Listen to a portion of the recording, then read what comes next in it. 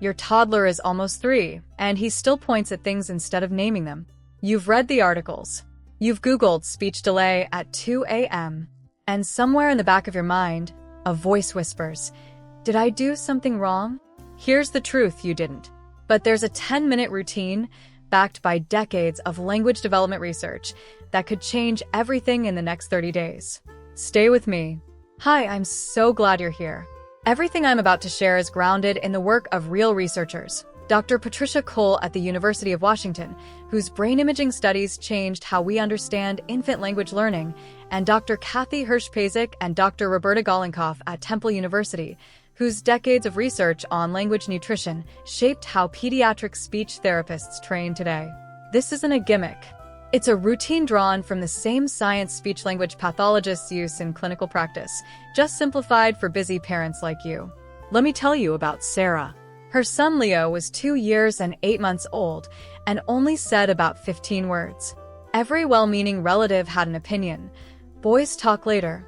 Einstein didn't talk until he was 4. But Sarah felt in her gut something needed to change. Her pediatrician recommended a formal evaluation, but also handed her something surprisingly simple, a daily 10-minute language routine she could do at home, starting that same evening. Sarah was skeptical. 10 minutes? That's shorter than her son's bath time. But she tried it. And what happened over the following weeks is exactly what I want to walk you through today, because it's not about drilling flashcards or forcing your child to say the word. It's about rewiring the moments you already have.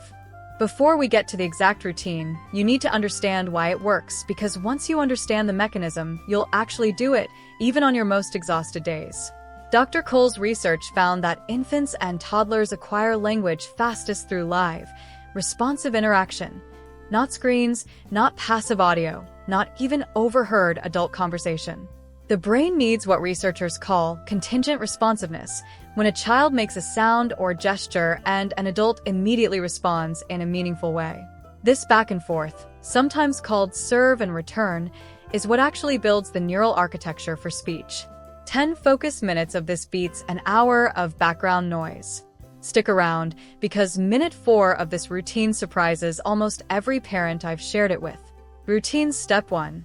Narrate, don't question. Here's step 1, and it's the one most parents get backwards. Stop asking your child questions like, "What's this?" or "Can you say ball?" Testing language creates pressure, and pressure shuts down speech attempts. Instead, narrate. Just describe what's happening out loud in simple short phrases. You're pushing the red car. The car goes fast. This is called self-talk and parallel talk in speech therapy circles, and it floods your child's brain with vocabulary without demanding performance. Sarah started doing this during the 2 minutes it took Leo to eat his snack. No pressure, no quiz, just calm narration. Routine step 2. The pause that changes everything. Step 2 is the one that surprised Sarah the most, and it might be the single most underused tool in speech development. The 5-second pause. After you say something or ask an open question, count silently to 5 before you speak again. Most parents fill silence within 1 second. But children, especially those a little behind on expressive language, need extra processing time to formulate a response.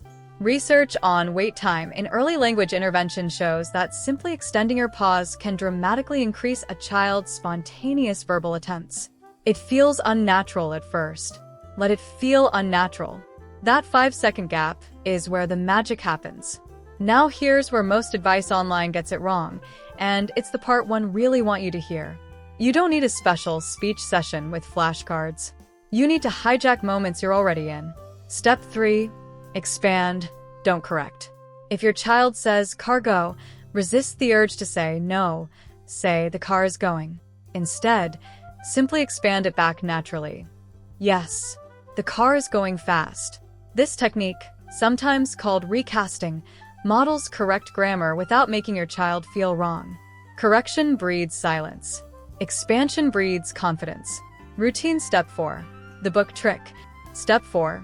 When you read together, stop reading the words on the page and start talking about the pictures instead. Ask, "What do you think happens next?" Then wait. Remember your 5-second pause. Dialogic reading, as it's called in early literacy research, has consistently shown stronger vocabulary gains than straight read-aloud sessions because it turns story time into a conversation instead of a monologue. Sarah did these 4 things: narrate, pause, expand, and picture talk for just 10 minutes a day, layered into snack time, bath time, and bedtime stories. By week 2, Leo started combining 2 words on his own: more milk, big truck. By week 4, at his follow-up appointment, his pediatrician noted a measurable jump in expressive vocabulary. Sarah didn't need a miracle. She needed consistency and the right technique. I want to hear from you. What's one word or phrase your child said recently that made your whole day?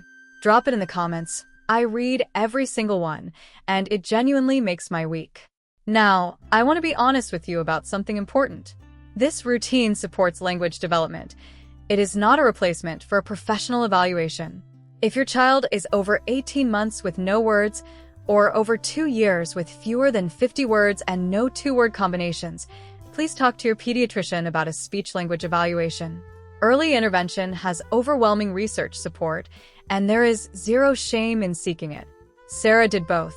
She used this routine and pursued the evaluation her pediatrician recommended. They worked together, not against each other. Let's recap the 10-minute routine. 1. Narrate instead of quizzing. 2. Pause for 5 full seconds before jumping in. 3. Expand what your child says instead of correcting it. 4. Talk about pictures instead of just reading text. 10 minutes, woven into moments you already have with your child, grounded in real developmental science. If this helped you even a little, hit subscribe. I'm creating a full series on childhood development rooted in real research, not myths passed down at family dinners. Like this video so more parents going through exactly what you're going through can find it. And one more time, tell me in the comments, what's the biggest speech milestone you're waiting for right now? I'll be reading and responding. Until next time, be patient with your child and be patient with yourself too. You're doing better than you think.